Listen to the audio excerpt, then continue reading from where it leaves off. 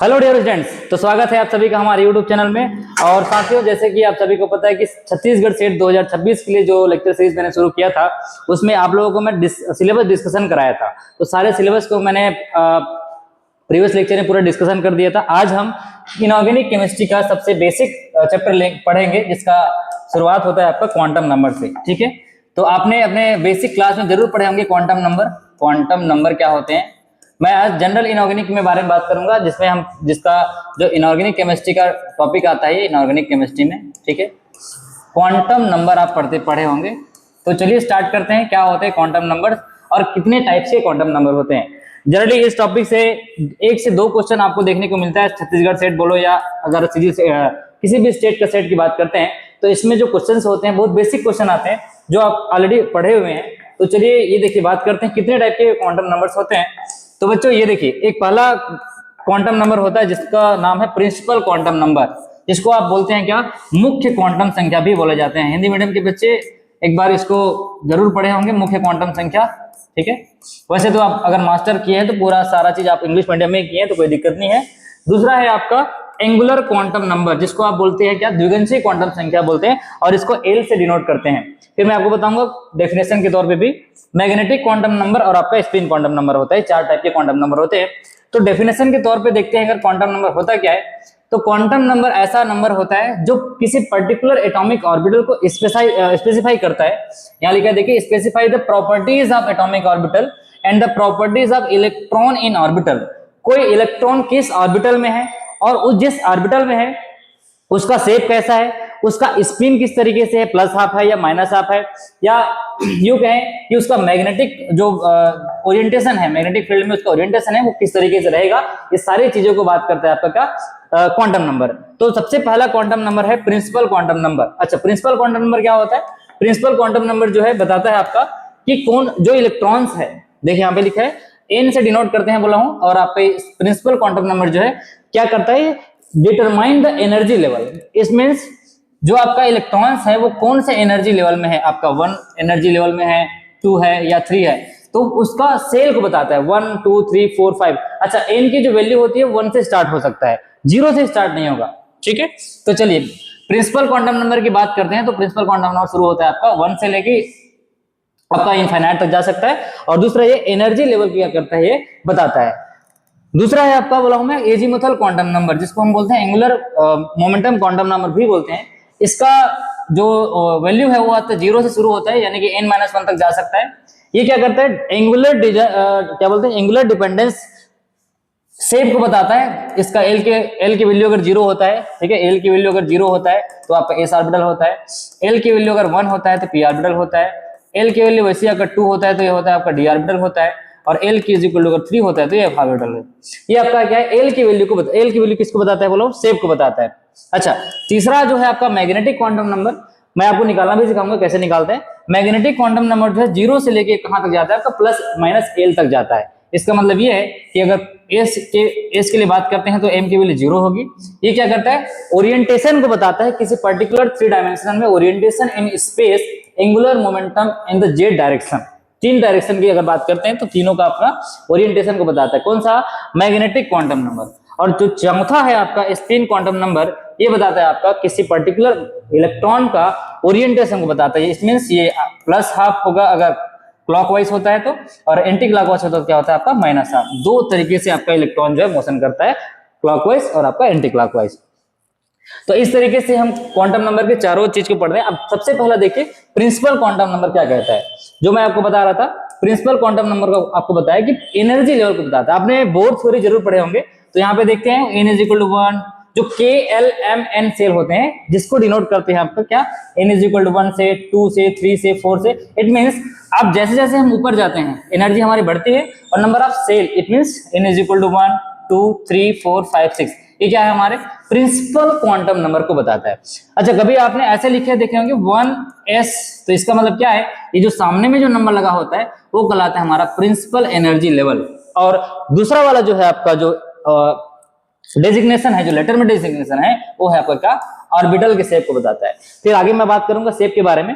Similarly इस तरीके से देखिए, इंक्रीजिंग एनर्जी लेवल में बात करता है। n इज इक्वल टू 1 कहने का मतलब क्या है, न्यूक्लियस के पास है। दूसरा आपका n इज इक्वल टू 2 है, इट मींस वो क्या हो रहा है, न्यूक्लियस से डिस्टेंस जा रहा है। तो ये बोर डायग्राम आपने पढ़े होंगे, न्यूक्लियस वाला, ये वाला, ठीक। ये बताता है आपका। अच्छा, स्टेटमेंट में कभी कभी लिख के दे देते हैं कि प्रिंसिपल क्वांटम नंबर क्या बताता है। तो यहाँ लिखा है, देखिए, the main energy level of an atom are represented by the principal quantum number. ठीक है, चलिए दूसरा जो है आपका क्वांटम नंबर बताता है कि आपका angular momentum quantum number. Angular momentum quantum number बात करता है सीधा सीधा शेप के बारे में बात करता है। जैसे अलग अलग आपको शेप दिख रहा होगा, देखिए फुटबॉल का शेप है, ये बकी बॉल है, ये कोई लीफ का शेप है। इस तरीके से जो ऑब्जेक्ट होते हैं उसका अलग अलग शेप होते हैं। सिमिलरली आपके ऑर्बिटल का भी शेप होता है। ऑर्बिटल का शेप जो होता है आपका स्फेरिकल हो सकता है, डंबल शेप होता है, डबल डंबल होता है, फ्यूज्ड शेप होता है। उसी तरीके से ये अगर हम बात करते हैं, जो एंगुलर मोमेंटम क्वांटम नंबर होते हैं वो सिंबलाइज्ड बाय एल से डिनोट करते हैं बोला हूं, और it indicate the shape of orbital. Orbital के शेप को बताता है। अच्छा, ऑर्बिटल के शेप की अगर मैं बात करूं तो ये देखिए यहाँ पे डिफरेंट डिफरेंट टाइप के शेप होते हैं ऑर्बिटल का। ये देखिए, ये बात करते हैं स्फेरिकल। अगर देखिए एस ऑर्बिटल है आपका स्फेरिकल शेप, पी आपका है, ठीक है, पी के लिए हम आपका डंबल शेप आता है। सिमिलरली डी ऑर्बिटल के भी आपका डबल डंबल आता है। और ये जो एफ ऑर्बिटल होते हैं वो बहुत, ये क्या हो सकते हैं, फ्यूज्ड शेप होते हैं, फ्यूज्ड शेप होते हैं। इसको रोजेट शेप भी बोला जाता है, रोज लाइक स्ट्रक्चर या रोजेट लाइक स्ट्रक्चर भी बोला जाता है। चलिए अब अगर हम बात करते हैं एल की वैल्यू क्या होगी, तो आपका ऑर्बिटल कैसे डिनोट कराया जाता है। तो एल के लिए अगर इसको देखिए, एल के लिए अगर वैल्यू हम बात करते हैं 0 होता है तो आपका एक ऑर्बिटल होगा एस।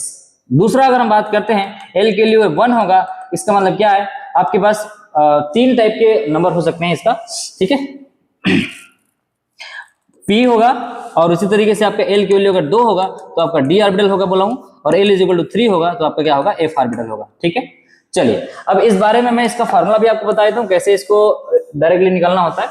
कहां पे गए, ये देखिए, इसका जो n-1 बोलो इक्वल टू आपका n-1 से होता है। इंटीजर, पॉजिटिव इंटीजर में इसका वैल्यू हो सकता है। और जब हम ये देखिए, हाँ ये जो बता रहा था आपका, इसको डेजिग्नेशन दिया जाता है। एल की वैल्यू होता है तो लेटर एस ऑर्बिटल, फिर आपका 1 है तो पी, 2 है तो डी, और 3 है तो आपका एफ।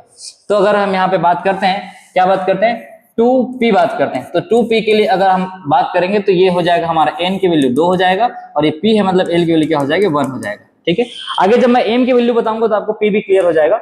जो m की वैल्यू होती है, जैसे यहाँ देखिए एस ऑर्बिटल के अभी आपको बताया सिर्फ एक ही होता है बोला। बात करते हैं p का, तो 3 होता है, एक pxy, सॉरी एक होता है px, दूसरा होता है आपका इसी का, ये देखो px, py और आपका pz।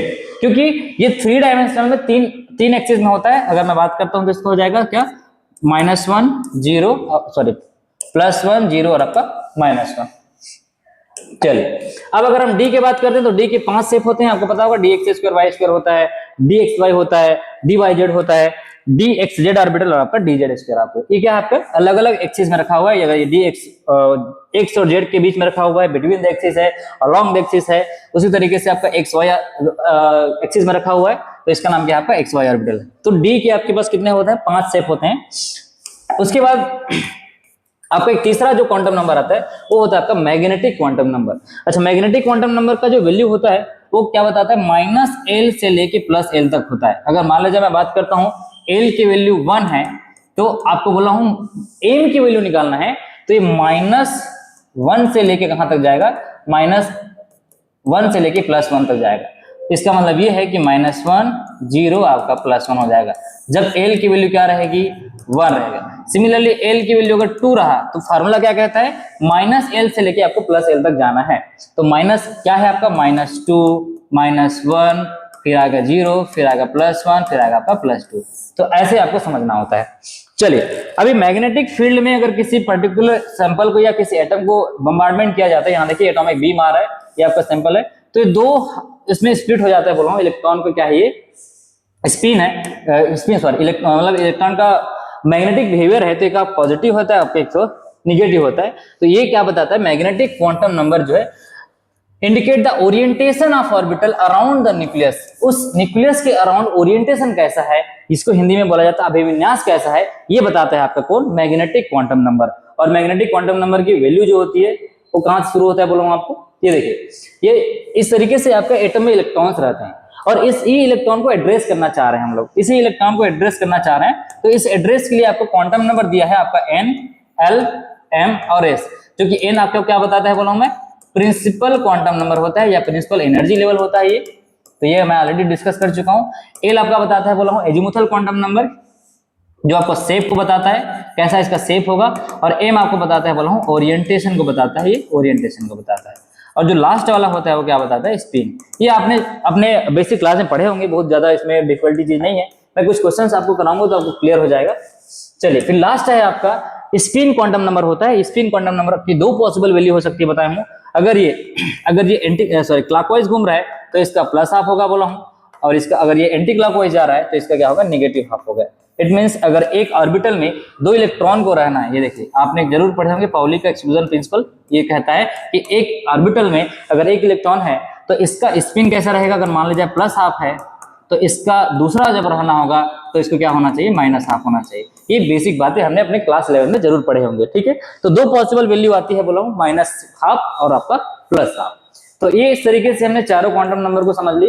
अब यहाँ देखिए, अगर हम बात करते हैं वैल्यू ऑफ एन को लेके, वैल्यू ऑफ एन के 1 है, इसका मतलब ये है कि इसके पास एल की एक ही वैल्यू हो सकती है। एल क्या हो सकती है, 0 वैल्यू हो सकती है, और आपका मैग्नेटिक क्वांटम नंबर की वैल्यू क्या होगी, 0 होगी, क्योंकि एक है मतलब ऐसे ही ऑर्बिटल होगा, और एस ऑर्बिटल में नंबर ऑफ कितने होते हैं आपको पता है, ये आपका एक ऑर्बिटल होगा।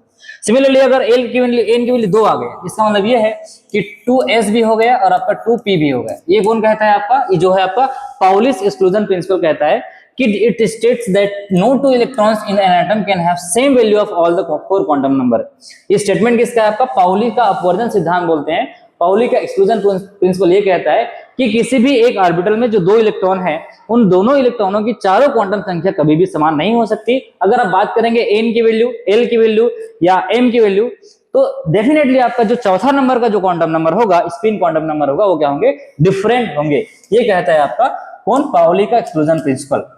चलिए उसके बाद अगर हम बात करते हैं एन की वैल्यू अगर 3 है, इसका मतलब क्या है बोला हूं, एन की वैल्यू 3 है तो इसके पास 3 वैल्यू पॉसिबल है, 0 भी पॉसिबल है, 1 भी पॉसिबल है और आपका 2 भी पॉसिबल है। इसका मतलब ये है कि अगर एन की वैल्यू 3 कहीं पे आपने लिखे देखे होंगे तो 3s भी हो सकता है, 3p भी हो सकता है और आपका 3d भी हो सकता है। लेकिन अगर एन की वैल्यू 1 है तो आप कभी भी आप 1p आप नहीं देखे होंगे, क्योंकि p की वैल्यू कहां शुरू होता है बोला हूं, आपका 2 से शुरू होता है। सिमिलरली अगर आप n की वैल्यू 2 देखें, थोड़ा सा यहां मैं जगह बना देता हूं किसी को डिलीट करके। अच्छा ये देखिए, ये जो मैं बोल रहा हूं n की वैल्यू क्या है बोला हूं, n की वैल्यू अगर 1 है तो आपके पास एक वैल्यू रहेगा किसका, l की वैल्यू सिर्फ 0, और उसी तरीके से m की वैल्यू भी क्या 0 होगा। लेकिन अगर n की वैल्यू 2 आ गया, n की वैल्यू अगर आपको 2 आ गया, इसका मतलब ये है कि l की 2 वैल्यू पॉसिबल होगा। क्या क्या पॉसिबल होगा, एक तो 0 पॉसिबल होगा और दूसरा 1 पॉसिबल होगा। इसका मतलब ये है कि n की वैल्यू जब 2 होगा तो ये 2s भी हो सकता है 0 के लिए और 2p भी हो सकता है, लेकिन 2d नहीं हो सकता, क्योंकि n की वैल्यू 2 में l की 2 ही वैल्यू पॉसिबल है। लेकिन अगर हम n की वैल्यू 3 की बात करते हैं, इसका मतलब प्रिंसिपल क्वांटम अगर 3 है तो इसके पास l की 3 वैल्यू पॉसिबल है, 0 भी पॉसिबल है, 1 भी पॉसिबल है, आपका 2 भी पॉसिबल है। इसका मतलब ये है कि यहाँ पे s भी आएगा, p भी आएगा और d भी आएगा। इसीलिए जब भी हम बात करते हैं d ऑर्बिटल का तो शुरू होता है आपका कहां से, 3d से शुरू होता है, ना कि आपका 2d नहीं होता या आपका 1d नहीं होता। ये आप पढ़े होंगे, ठीक है। तो ये बताता है आपका प्रिंसिपल क्वांटम नंबर का जो डिफरेंट वैल्यूज अवेल है। उसी तरीके से अगर n की वैल्यू 4 आ गया तो l की 4 वैल्यू होगी, बोलो क्या क्या होगा, 0 भी होगा, 1 भी होगा, 2 भी होगा, आपका 3 भी होगा। 4 मतलब ये इशू काउंट करना, 1 2 3 4, यहाँ पे s भी हो सकता है, बोला p भी हो सकता है, d भी हो सकता है, a भी हो सकता है। इसका मतलब जब n की वैल्यू 4 आती है तो f ऑर्बिटल आना शुरू हो जाता है, ठीक है। चलिए इसी चीज को मैं यहाँ पे डिस्कस कर रहा था। ये देखिए जो टेबल में बना के दिया हूँ ये सारी चीजें। तो n की वैल्यू 2 हो गया तो हमको पता चल गया कि 2s और 2b हो सकता है, 3 है तो 3s 3p 3d होगा, उसी तरीके से 4 है तो 4s 4p 4d। चलिए थोड़ा सा और इसमें बात करते हैं जो आपका सेल होते हैं, ठीक है। ये देखिए n की वैल्यू 1 है तो इसका मतलब क्या है, 1s बोला हूं। जैसे ही 2 आ गए तो 2 बॉक्स आ जाएगा इसके पास, एक s का हो जाएगा और एक आपका p का हो जाएगा। उसके बाद जैसे 3 आ जाएगा तो 3s तो रहेगा ही रहेगा, क्योंकि l की वैल्यू 0 के लिए s होता है, बोला हूं। p भी रहेगा क्योंकि l की वैल्यू 1 के लिए 3 होता है, क्या क्या होता है बोला, -1 0 और आपका प्लस।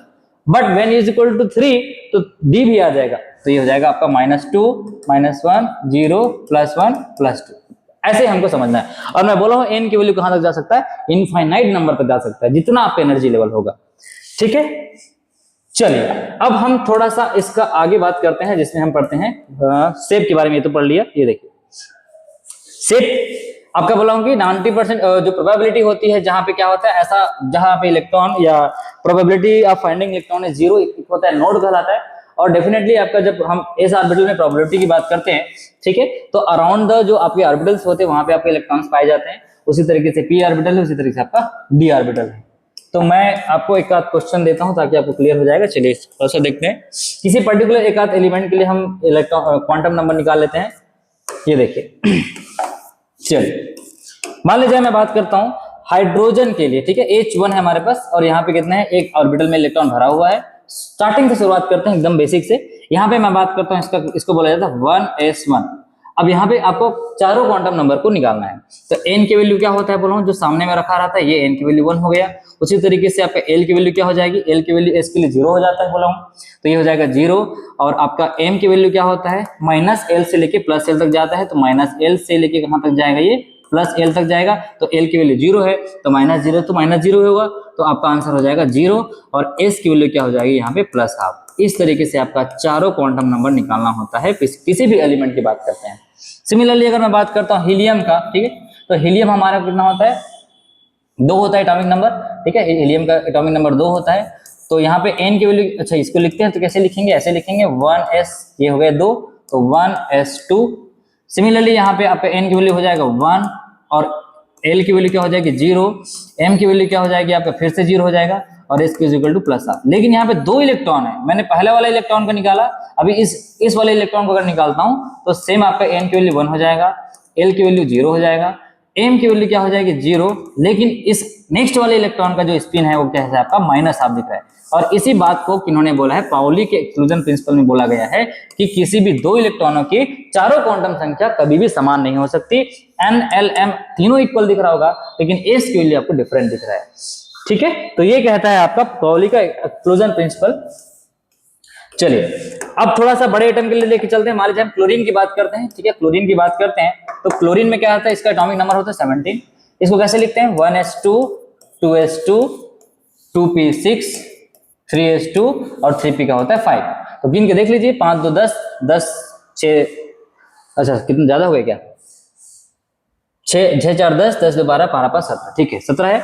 चलिए हमको इनर सेल से मतलब नहीं है, हमको आउटर सेल से मतलब है। आउटर सेल के जो कॉन्फ़िगरेशन है उसको भर के देख लेते हैं। यहाँ पे देखिए 5 है, p ऑर्बिटल है, ये 5 इलेक्ट्रॉन है, तो 1 2 3 4 5। अच्छा 5वें नंबर का इलेक्ट्रॉन कहाँ पे टकरा रहा है उसको देखना है, हमको इलेक्ट्रॉन को एड्रेस करना है। ये समझो कि आपको एड्रेस के लिए पहले क्या पता करते हैं, आपको सपोज आपका एड्रेस जानना होगा तो पहले आप कौन से कंट्री में आते हैं उसके बारे में बात करेंगे, फिर आप कौन से स्टेट में आते हैं, उसके बाद कौन से डिस्ट्रिक्ट में आते हैं, उसके बाद उस डिस्ट्रिक्ट के कौन से गांव या शहर में आते हैं। उसी तरीके से कोई इलेक्ट्रॉन जो है किस ऑर्बिटल के कहां पे रखा गया है, इसी चीज को एड्रेस करना है, आपका क्वांटम नंबर कहलाता है। तो ये क्या हो जाएगा 3p5। यहाँ पे n की वैल्यू हो जाएगा 3 बोला हूं, ये जो सामने में लिखा रहता है वो क्या है, प्रिंसिपल एनर्जी लेवल है। उसके बाद आपको दिख रहा है p ऑर्बिटल, तो आपको बोला हूं l की वैल्यू जब 0 होता है तो सॉरी 0 होता है तो s होता है बोला हूं, और l की वैल्यू अगर 1 होता है तो आपका p ऑर्बिटल होता है। इसका मतलब ये है कि ये तो नहीं आएगा, आपका l की वैल्यू क्या आएगा, p आएगा। सिमिलरली आपका m की वैल्यू जब l की वैल्यू 1 होता है तो क्या बोला हूं, -l से लेके +l तक जाएगा। इसका मतलब ये है कि -1 भी होगा, 0 भी होगा और आपका +1 भी होगा, ठीक है। तो इसका 3 वैल्यू हो जाएगा, -1 0 और +1। आपका जो 5वां नंबर का जो इलेक्ट्रॉन है वो कहां पे टकरा रहा है, इस वाले डिब्बा में टकरा रहा है। अब इसकी वैल्यू लिख लीजिए, -1 0 और आपका +1। तो इस डिब्बे की वैल्यू क्या है 0, तो m की वैल्यू क्या हो जाएगी 0। तो आपको इसको लिखना है, ये आपका l की वैल्यू ये हो गया, n की वैल्यू ये हो गया। अब बात करते हैं अगर s की वैल्यू का, तो s की वैल्यू क्या हो जाएगा, देखो कैसे दिख रहा है आपको, ऐसे दिख रहा है और ऐसा मतलब होता है नेगेटिव। तो इसका मतलब आपका n l m s चारों की वैल्यू हम निकाल सकते हैं पर्टिकुलर क्वांटम नंबर को जान के, ठीक है। ये आपका छत्तीसगढ़ सेट 2017 या 18, शायद ये 2018 में पूछा गया था। क्लोरीन एटम के चारों क्वांटम नंबर को पूछा गया था। बहुत बेसिक क्वेश्चन पूछते हैं 2000 मतलब इसमें सेट में आपका 2 मार्क्स का क्वेश्चन रहता है। आप अगर इस कॉन्सेप्ट को अच्छा इसमें कुछ और बेसिक बातें आपको बता देता हूं। जैसे यहाँ देखिए, इसमें कुछ फार्मूला मैं आपको बताता हूं। होता क्या है इसमें, कभी कभी 2 नंबर में आपका स्टेटमेंट क्वेश्चन पूछ देते हैं। ये देखिए प्रिंसिपल क्वांटम नंबर अगर हम बात करते हैं n का, तो मैं बोला हूं 1 2 3 4 डिफरेंट टाइप्स के इंटीजर नंबर होंगे, मतलब होल नंबर होंगे। इंटीजर क्या बोलते हैं इसका, इंटीजर नंबर, नेचुरल नंबर होंगे। उसी तरीके से आपका सब लेवल अगर बात करते हैं तो यह एस, अब 2 होगा तो बोला हूं एस और पी, 3 होगा तो एस पी डी और 4 होगा तो एस पी डी एफ, ये मैं बता चुका हूं। यहाँ देखिए नंबर ऑफ ऑर्बिटल पर एनर्जी, मेन एनर्जी लेवल में क्या होता है, 1 वाले में कितने ऑर्बिटल होंगे 1, इसका फार्मूला होता है एन स्क्वायर।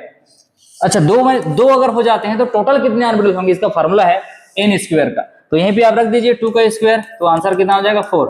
अच्छा एक वहां से आया 4, 3 ठो आपका पी से आया है, ध्यान समझिएगा, 3 ठो ये पी से आया है और 1 ठो आपका एस से आया है। तो इसी को बोला जा रहा है कि अगर एन की वैल्यू 2 है तो टोटल ऑर्बिटल आपके पास कितने होंगे, तो 2 का स्क्वायर कर दीजिएगा, कितना आ जाएगा आंसर 4।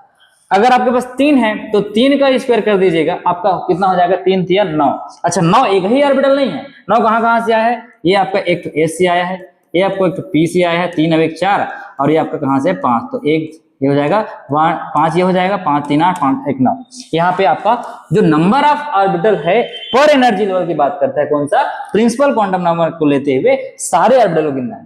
तो कभी कभी ऐसा देते हैं व्हेन एन की वैल्यू आपका 4 है तो आपको पता करना है कितना ऑर्बिटल है, तो शॉर्टकट फार्मूला बता रहा हूं, एन स्क्वायर लगाना, 4 का स्क्वायर करना, 4 का स्क्वायर कितना हो जाएगा आपका 16 हो जाएगा, और 16 कहां से आया है, एस पी डी एफ, ये चारों को जब मिलाओगे तब आपका क्या हो जाएगा 16।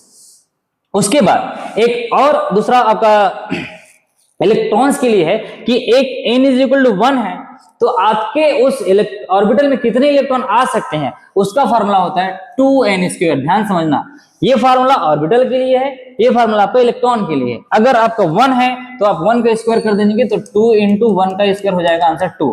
इसका मतलब जब आपके पास प्रिंसिपल एनर्जी लेवल 1 है तो आपका सिर्फ और सिर्फ 2 ही इलेक्ट्रॉन आ सकता है। अगर बात करते हैं एन की वैल्यू 2 है तो आपको फार्मूला में यहां रखना है 2 इंटू एन की वैल्यू क्या रखना है, बोला हूं 2, तो 2 कितना हो जाएगा 4, 4 दूनी 8, इसका मतलब आपके पास 8 इलेक्ट्रॉन रह सकते हैं। और यही आपका 2 8 18 32 चलता है, क्योंकि आपका जब 3 हो जाता है तो आपके पास कितने ऑर्बिटल, 9 ऑर्बिटल है, और एक ऑर्बिटल में 2 रह सकते हैं बोला हूं। तो कितना हो जाएगा यहाँ पे 2 इंटू 3 का स्क्वायर, तो 3 3 9, 9 दूनी 18। उसी तरीके से अगर 4 हो जाएंगे तो आपके हो जाएंगे 32। ठीक है, ये देखिए 2 इंटू 4 इंटू 4 का स्क्वायर हो जाएगा, ये एन की वैल्यू है, 4 जंग 16, 16 दूनी 32। तो ऐसे आपको समझना है कितने ऑर्बिटल होंगे पर एनर्जी लेवल और कितने इलेक्ट्रॉन्स होंगे पर मेन एनर्जी लेवल। तो ये दोनों फार्मूला के आप नोट कर सकते हैं, स्क्रीनशॉट ले सकते हैं अगर आपको स्क्रीनशॉट लेना है तो। ठीक है, उसके बाद मैं आगे बढ़ता हूँ, कुछ क्वेश्चंस आपको देता हूँ, फिर हम नेक्स्ट टॉपिक को पढ़ेंगे। चलिए यहां तक मैं बात कर दिया। अच्छा क्वांटम नंबर के साथ थोड़ा सा आपको ये भी बता दूं, जब आप हुंड्स का रूल पढ़ते होंगे, ठीक है, तो ये इलेक्ट्रॉन फिलिंग का रूल है। तो जिन बच्चों को ये नहीं आता या ये आपको आपके लिए नया है, बाकी नया तो नहीं कहूंगा क्योंकि आप ऑलरेडी पढ़े हुए होंगे, इलेक्ट्रॉन फिलिंग का रूल क्या कहता है कि लोअर एनर्जी लेवल में सबसे पहले इलेक्ट्रॉन जाता है। तो यहाँ देखिए ये आपको क्या है, n इज इक्वल टू 1 में पहले इलेक्ट्रॉन जाएगा, उसके बाद जैसे जैसे आप आगे बढ़ते जाएंगे फिर 2s में जाएगा, फिर 2p 3s। ये क्या कहता है, n+l की वैल्यू जिसके लिए कम आता है, सबसे कम आता है, उसमें इलेक्ट्रॉन पहले जाता है। और यही आपका हुंड्स का रूल ही है, हुंड बोलता हूं, अबव, अच्छा सॉरी मिस्टेक हो गया, अबव का प्रिंसिपल है। अबव प्रिंसिपल क्या कहता है कि आपका अबव प्रिंसिपल कहता है कि आपका इलेक्ट्रॉन्स जो है पहले कम एनर्जी वाले में जाएंगे, फिर धीरे धीरे आपका हायर एनर्जी लेवल में जाएंगे।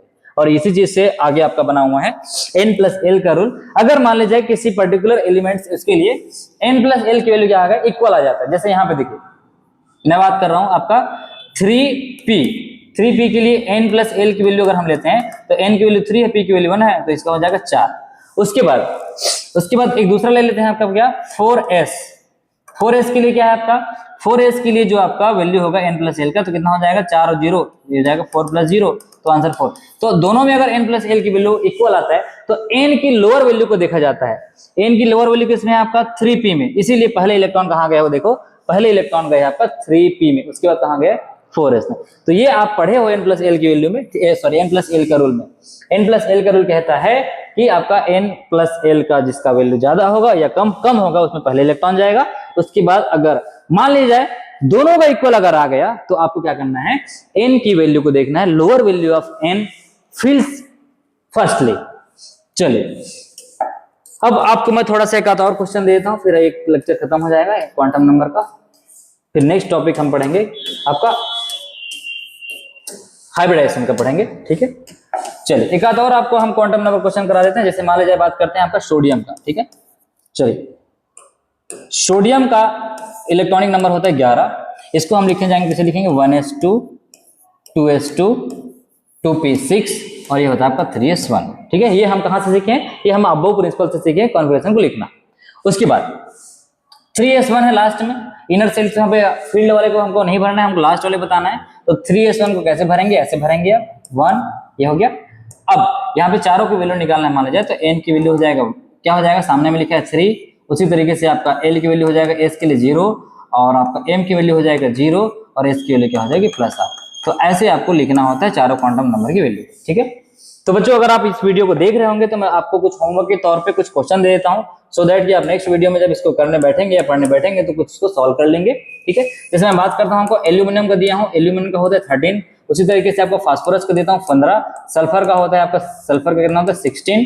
ठीक है, और मान लीजिए मैं देता हूं आपका ऑक्सीजन का होता है कितना, ऑक्सीजन का होता है 8 और ये कहता है आपका क्लोरीन, तो बता दिया आपको। अच्छा, ये हो गया एल्यूमिनियम। फिर एक मैं बोरान देता हूं, ठीक है, बोरान, बोरान को कितना होता है 5। तो इन सारे एलिमेंट्स का आप क्या निकालेंगे, क्वांटम नंबर निकाल के देखेंगे क्या क्या इसका क्वांटम नंबर्स हो सकते हैं। ठीक है, चलिए अब हम नेक्स्ट लेक्चर में बात करेंगे आपका हाइब्रिडेशन की बात करेंगे, क्योंकि उससे भी बहुत सारे क्वेश्चंस आते हैं, शेप पूछा जाता है, ज्योमेट्री पूछा जाता है, या किस तरीके से कितने टाइप के लोन पेयर है, क्या क्या लोन पेयर का अफेक्ट होते हैं, ज्योमेट्री इफेक्ट होता है, कैसे शेप बनता है, ट्राइगोनल है, ट्राइगोनल बाइपिरामिडल, लीनियर, ऑक्टाहेड्रल, ये सब क्वेश्चन जो है एटलीस्ट आपको 2 से 3 क्वेश्चन देखने को मिलता है। जो बच्चे सीजी सेट की तैयारी कर रहे होंगे वो केमिकल बॉन्डिंग से अपनी पढ़ाई शुरुआत करेंगे, क्योंकि अभी आप मास्टर्स में होंगे मान लीजिए, या मास्टर कंप्लीट कर चुके होंगे, तो बेसिक से स्टार्ट करिए। ठीक है, चलिए मिलते हैं नेक्स्ट वीडियो में, तब तक के लिए बने रहिए, थैंक यू।